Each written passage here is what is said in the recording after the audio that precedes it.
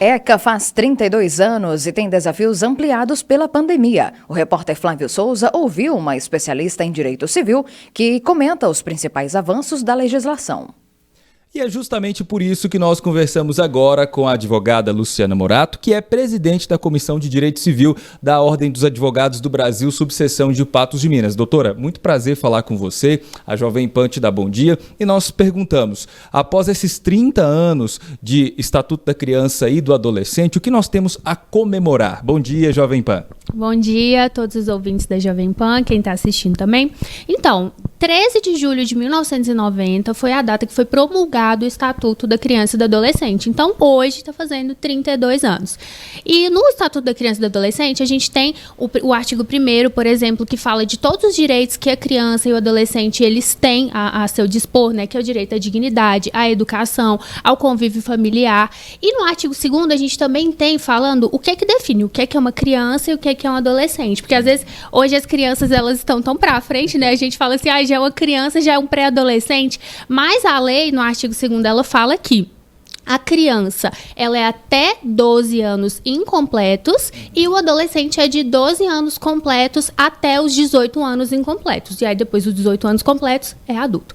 E o que a gente tem que comemorar com esses 32 anos de ECA, né, da promulgação do ECA? A gente até analisa alguns relatórios da Unicef que desde a promulgação do ECA, que é uma legislação assim aclamada mundialmente, ela serve de base para em vários outros países, a gente teve uma redução, por exemplo, da taxa de trabalho infantil, da taxa de mortalidade infantil. Então, esses são fatos que a gente tem sim que comemorar. E a gente precisa de uma lei específica para proteger as crianças, para proteger os adolescentes, mas também a gente sabe que nem tudo são flores, né? E tem muito a melhorar ainda. E é justamente sobre isso que eu quero te perguntar. Por que tem tanta gente que critica o ECA, às vezes de forma tão veemente? É por desconhecimento da lei? Ou a gente realmente pode pensar em, como nação, alguma forma nova de prever ali os direitos da criança e do adolescente? E também uma palavra muito complicada, mas é a que cabe do momento, as punições. É realmente motivo de tantas críticas ou a gente precisa passar por uma revisão, na opinião da senhora?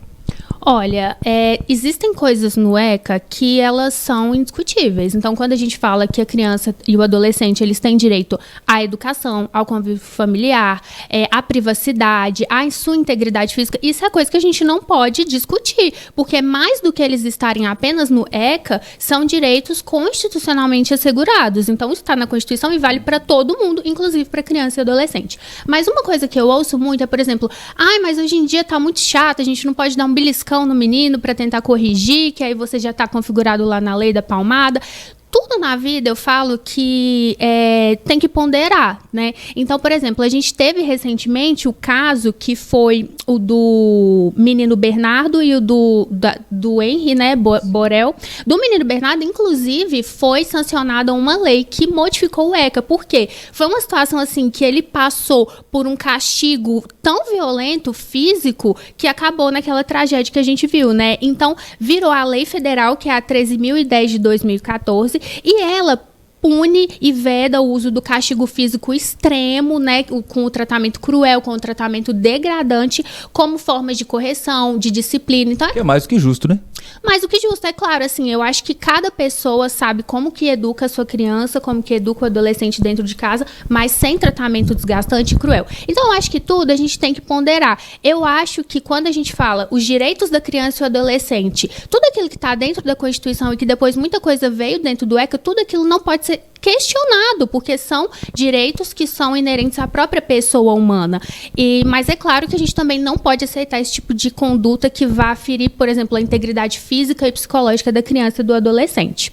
Bom, para a gente finalizar, também sempre que fala do Estatuto da Criança e do Adolescente, é muito comum vir logo em seguida o tão falado ou a tão falada redução da maioridade penal. A senhora acredita que o nosso sistema hoje está preparado para receber crianças e adolescentes que cometeram, por exemplo, delitos graves como homicídio e outros?